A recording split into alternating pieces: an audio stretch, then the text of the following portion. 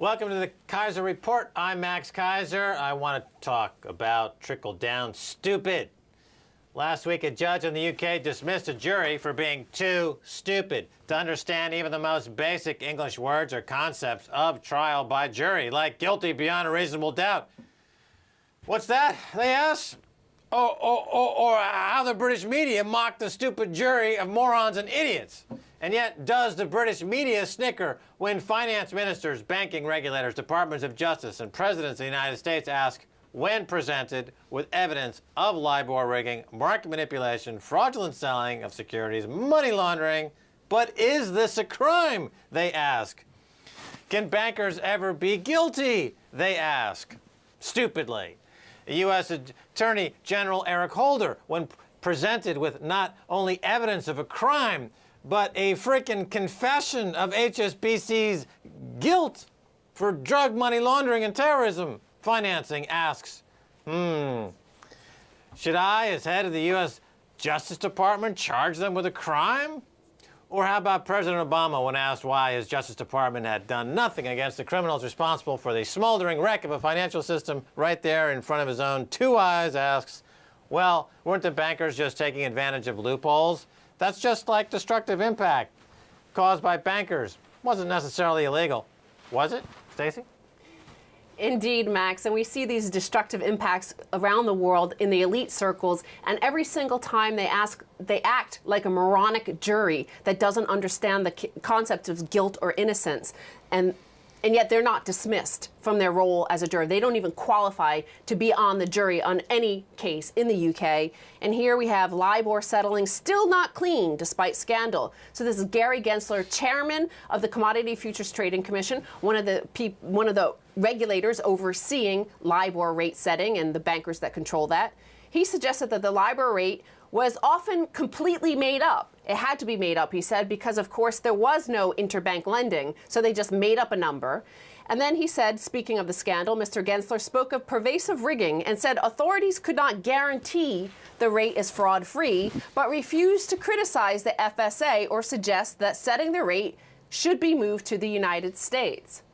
Yeah. Gary Gensler. Well, his name pops up over and over again, doesn't it? You know, he's part of these, he's on the regulatory side of the fraud, of the five fingers of death. You know, you've got the rating agencies, the regulators, the bankers, the media, etc. You know, he's part of the regulating fraud. So, well, comparing it again to this jury here in the UK, they also asked, you know, can we use information not presented, evidence not presented to the court to determine whether this woman is guilty or not? Here, he's been presented with all the evidence. He's saying there's still pervasive rigging, they're still rigging the rates, and he's still saying, well, can we use signs of innocence not actually presented in this case?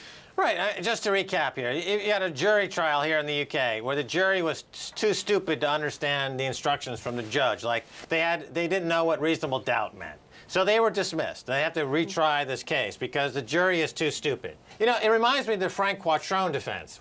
Frank Quattrone of Credit Suisse, during the dot-com scandal, he was engaged in illegal laddering of IPOs, and he got off because the jury was too stupid to understand his financial crimes. Well, that's a little bit more complicated. These are very, very, very basic, simple, fundamental concepts of jury law. Is guilt beyond a reasonable doubt? Yeah, I believe he used the phrase a deficit of comprehension or deficit of basic understanding. Yes. It was a polite way of saying you're frickin' brain dead, get out of my courthouse before we throw you in jail for being too stupid. Well, in this case, there were thousands of emails between thousands of traders, or actually a few dozen traders, saying, set the LIBOR rate at a rate that is not true. Rig it for me. And they're saying that this is somehow complicated, that we can't do anything about it because there are signs of innocence outside this circle of the actual crime. Right, there's an innocent act being committed somewhere in the universe, so should we apply a standard of guilt to this admission of guilt by HSBC? Yes. HSBC admitted that they were laundering money and financing terrorism. But somebody somewhere did an innocent act, something in a parallel universe, perhaps. So can we call the HSBC guilty? Can we say, oh wow, there's 30,000 Mexicans headless because of the money laundering that HSBC aided and abetted as terrorists, but should we care? Because after all, somebody committed an innocent act somewhere, so they're not guilty. You know, the same thing going back to the Bush administration and the Obama administration. Send in a drone, go murder somebody because somebody might not know what's going on if, in fact, we look at the stupid and revert it inside a picture of a refraction of a mirror because we're that stupid. Well, let's turn back to the BBC interview with Gary Gensler, chairman of the CFTC, responsible for these LIBOR riggers. Pervasive rate rigging. So where we need to go is we need to go to something that is far better for the public, that can't be so easily manipulated. So are you suggesting the doing away of LIBOR? Well, I'm suggesting that any reference rate has to be based on facts and not be fiction. It has to be based on real transactions. And the challenge here is banks are no longer essentially lending to each other. So what is LIBOR? It's something that in the past banks were supposedly lending to each other, but now they don't. So again, he doesn't understand basic concept. The word is fraud. It's the LIBOR rate should be based on fact, not fraud. He says it should be based on fact, not fiction. Fiction is not the same thing as fraud. No, well, but it is in this case. The LIBOR rate is just a rate they pull out of their butt to help in committing fraud. Gary Gensler knows that. He has admitted so on several occasions. But of course, somebody somewhere is looking at a reflection of themselves through a convex mirror of Gary Gensler's own dementia. So therefore, it's okay. Yeah, and it's trickle-down stupid because, again, it's no wonder you see this throughout the world, throughout history, is if the elite, the people who rule the society, act like criminals, crooks, corrupt officials, and they can't find any evidence of any crime by any banker, despite all of the evidence that is obvious to everybody else, then of course the population won't understand what guilt is beyond a reasonable doubt. Right. I mean, here you have Gary Gensler who's acting like a moron. He's acting like a full-fledged, certifiable man of diminished mental capacity, who, under any other circumstances, you would see this guy and you'd say he needs to be either in a straitjacket, on drugs, or put in a home for the mentally disadvantaged. But he has a job as regulator to the CFTC. So here you have jurists who show up at the jury and they'll say, well, our standard of intelligence should be at least, you know, comparable to Gary Gensler. He's running a big government agency. So then when they start to spew insanity out of their mouth and it becomes apparent that they have the education of not even a kindergarten student, and then why is the judge dismissing this jury? This is the jury of their peers. This is the population that Gary Gensler and Lloyd Blankfein and Jamie Dimon and Stephen Hester and George Osborne. This is the population they've created of cretins. This is the jury system. They should put this guy, Gary Gensler, in front of this jury of cretins and have them lay a judgment upon his head, and they shall smite him. Well, okay, so CFTC also failed to identify any sign of any crime at MF Global when John Corzine reached into client funds, took it and gave it to JP Morgan. He was unable to find any sort of evidence of a crime there. This is an idiocracy. This is where people don't know, remember in the future in this film, that the population of America didn't know that you had to water plants. Now that I think about it, you know, why is the judge casting aspersions toward these idiot jurists? Doesn't he understand the state of the society that we're in today? The judge needs to recuse himself for having a greater than 6th grade education. We need stupider judges to handle stupider jurists to go after stupid bankers committing stupid crimes. Right on.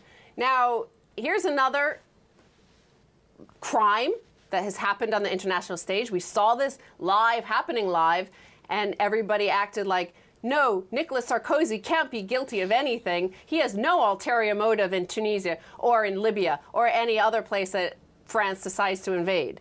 Tunisia's ex-dictator Ben Ali smuggled 62 million pounds in gold via France. Gold ingots worth up to 72 million euros or 62 million pounds were smuggled out of Tunisia via France by former dictator Ben Ali and his wife Leila Trabelsi, despite EU sanctions freezing the family assets. So, Max, shortly after the government was toppled, mules posing as passengers took suitcases, each filled with up to 40 kilos of gold through various French airports, including Nice, Marseille, and Paris. It continued up until last week, when was the last time they went through there. Oh, well, I thought you were going to say the mules ended up in a Findus lasagna. But no. So, well, you know, these North African dictators, that's a lot of couscous and harissa sauce we're talking about.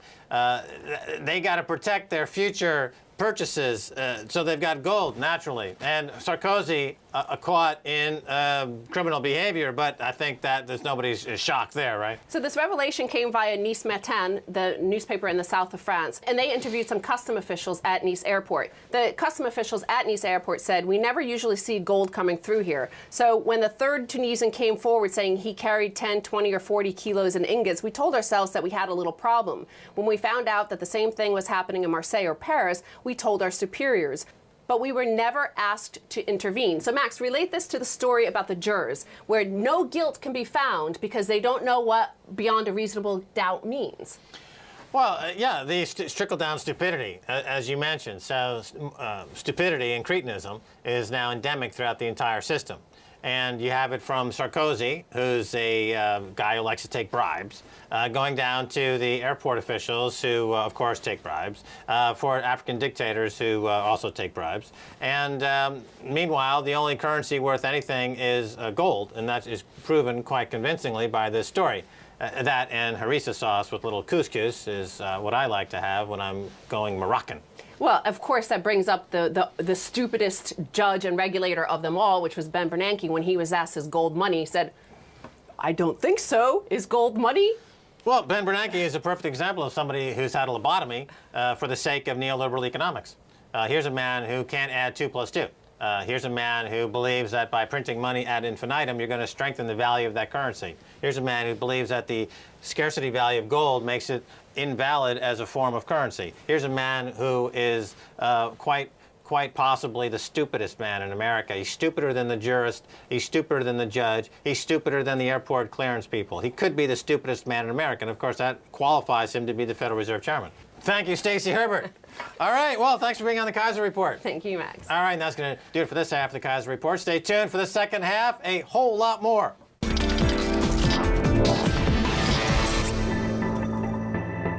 Welcome back to the Keiser Report. I'm Max Keiser.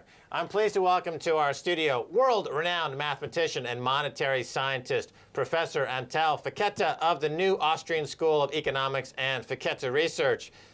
Professor, welcome to the Keiser Report.